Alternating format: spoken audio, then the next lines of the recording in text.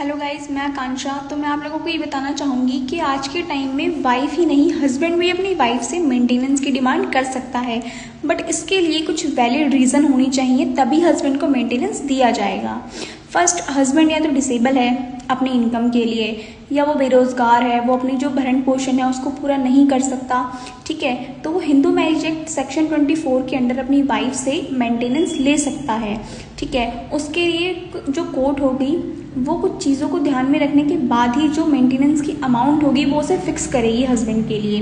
First उसमें देखा जाएगा कि जो हस्बैंड है उसकी इनकम कितनी है, उसकी जिम्मेदारियां कितनी हैं, देन उसकी जो प्रॉपर्टीज़ वगैरह है या उसकी कुछ सेविंग्स हैं तो वो कितनी है, सबको ध्यान में रखने के बाद ही जो कोर्ट है वो अमाउंट को फिक्स करेगी। देन उसके बाद जो वाइफ है, वाइफ की भी ज़रूरतें देखी जाएंगी, उसकी इनकम कितनी है, उसका इनकम का सोर्स क्या क्या है।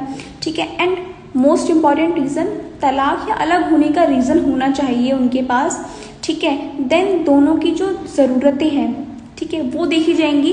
एंड जो दोनों का जो कमाई का ज़रिया है, जो इनकी इनकम का सोर्स है, वो देखने के बाद ही जो पति की जो मेंटेनेंस की अमाउंट होगी उसको फिक्स किया जाएगा।